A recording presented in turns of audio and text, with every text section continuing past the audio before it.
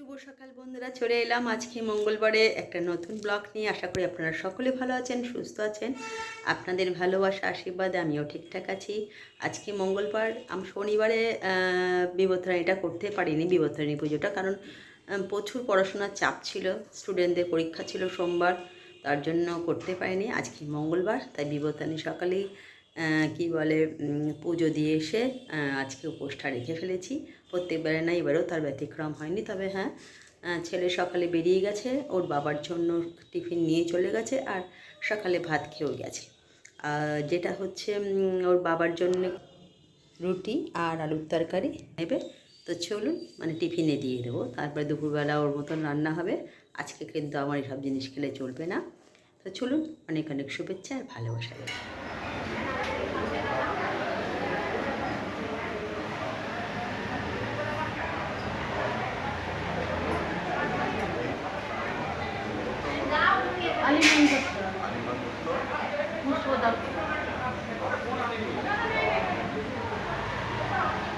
চলে এলাম দুপুরের লাঞ্চ নিয়ে। আজকে দুপুরের লাঞ্চ আজকে শুধুমাত্র হাজব্যান্ডের জন্য করেছি, কারণ আজকে ছেলে গেছে কলেজ, আর আমার আজকে বিবর্তনী পুজো, তাই আজকে আমার চলবে না।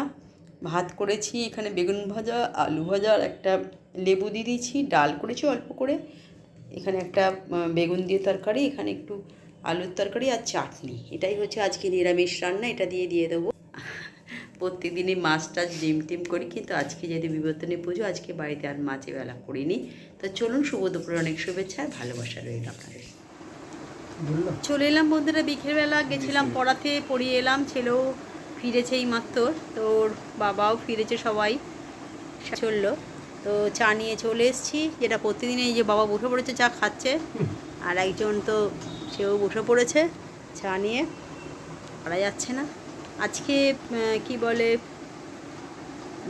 সকাল থেকেই খুব গেল টালবেটাল, কারণ আজকে কি বলে বিবর্তনী পুজো ছিল। সকাল থেকেই পুরো দক্ষযোগ্যভাবে কাজ করেছি, সবার ওদের জন্য, আমার নিজের জন্য।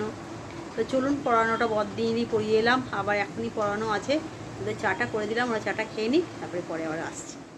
চলে এলাম রাতের ডিনার নিয়ে। আর রাতের ডিনার বলতে গেলে আজকে ছেলে আর বাবার, কারণ আমি আজকে কি বলে আরে বিবর্তনী করেছি বলে একা শুনে বসেই খেয়ে নিয়েছি, আজকে আর খাওয়া নয়, আবার কালকে। তো ওদের জন্য যেটা করে দিয়েছি, ওদের পছন্দ, যেটা চাউমিন করে দিয়েছি আর পেঁয়াজ কেটে দিয়েছি, ওদের দুজনকার ছেলে বাবার হয়ে যাবে।